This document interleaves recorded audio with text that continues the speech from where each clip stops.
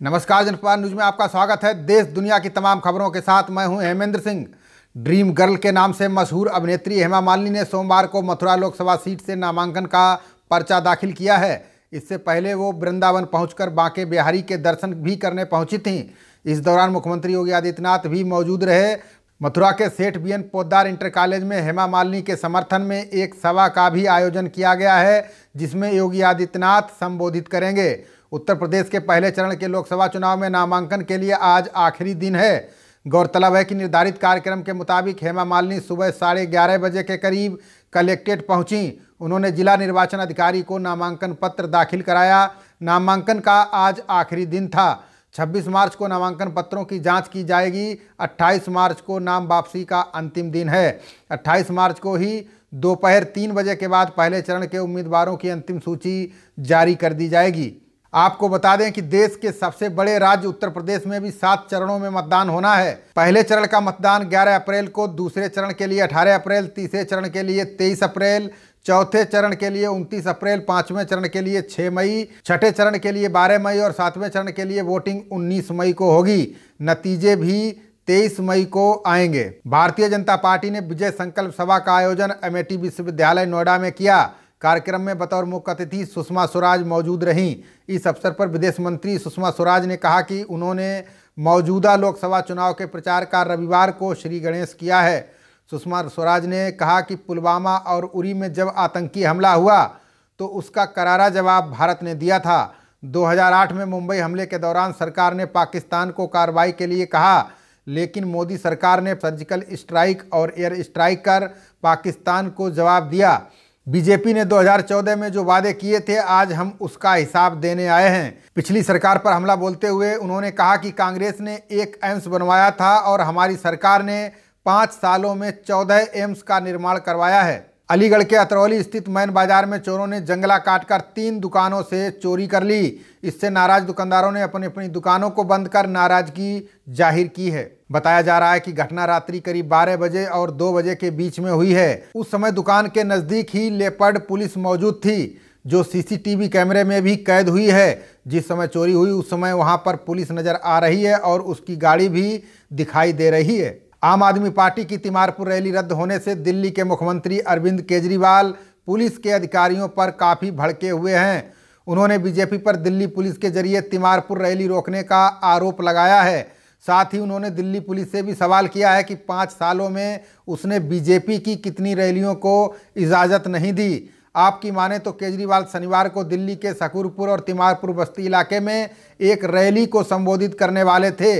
इसके लिए आपने दिल्ली पुलिस के अधिकारियों से रैली करने की इजाज़त मांगी थी। उन्होंने आरोप लगाया कि बीजेपी ने पुलिस के जरिए उनकी रैली को रुकवा दिया ताकि आप जनता से संवाद ना कर सके, बीजेपी की खामियों से रूबरू ना कर सके। वहीं पुलिस ने आपकी रैली रद्द करने के पीछे इलाके में भीड़ भाड़ और साप्ताहिक बाजार का हवाला देकर आपको शकूरपुर बस्ती में जनसभा करने को मंजूरी नहीं दी। दिल्ली में चुनाव प्रचार की शुरुआत कर रहे हैं।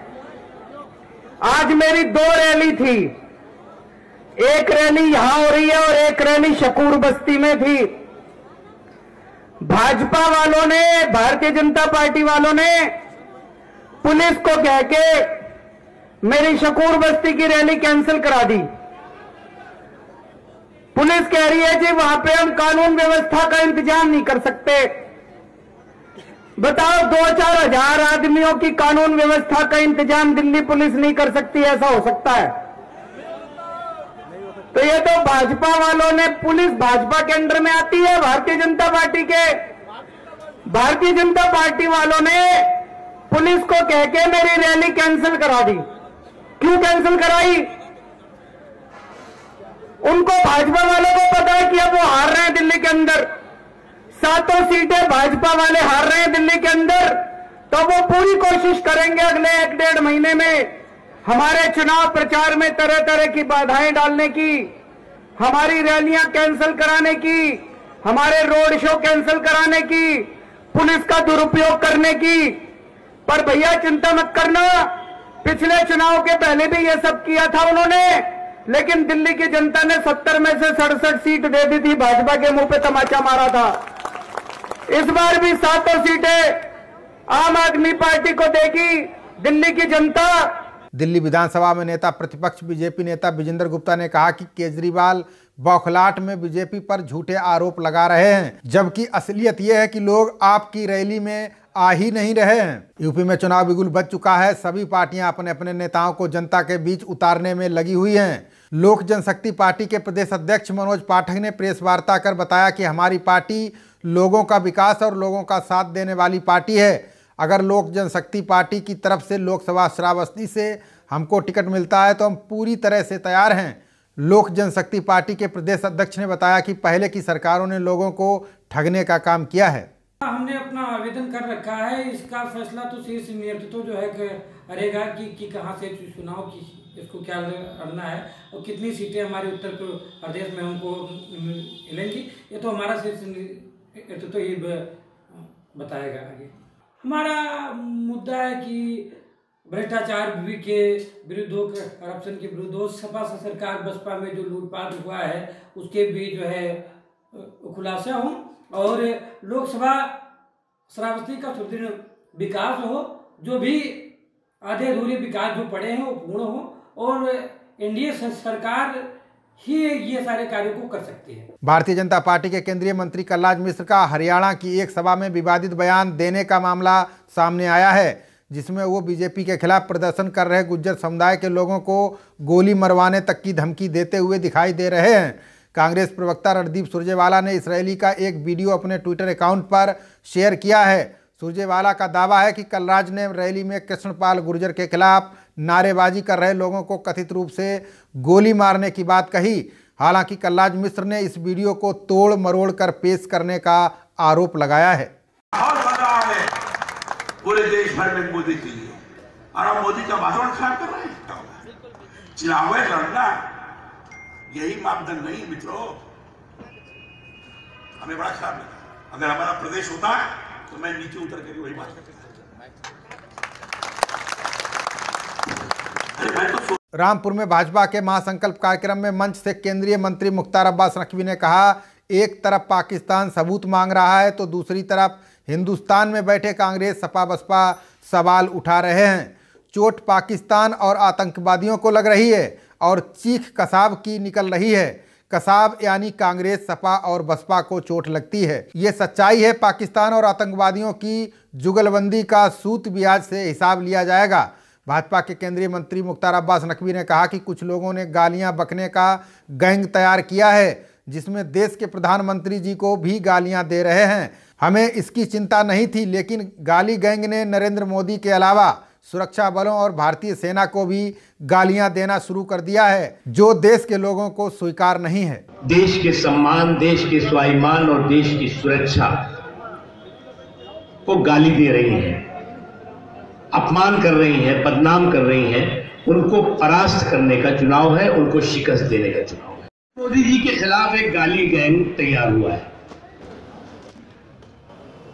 जैसे गली के मवालियों का गाली गैंग होता है ना, उस तरह का ये गाली गैंग है।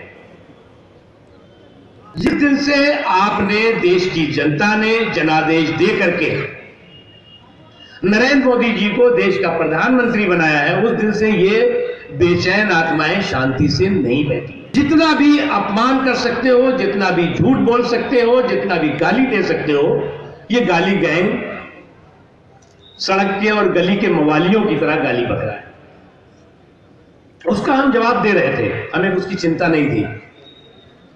लेकिन इस गाली गैंग ने नरेंद्र मोदी जी को गाली देते देते सुरक्षा बलों और सेना को गाली देना शुरू किया। वो देश के लोगों को कभी भी स्वीकार नहीं है। आम आदमी पार्टी और कांग्रेस के साथ गठबंधन को लेकर काफी समय से चल रहा विवाद आज खत्म हो सकता है।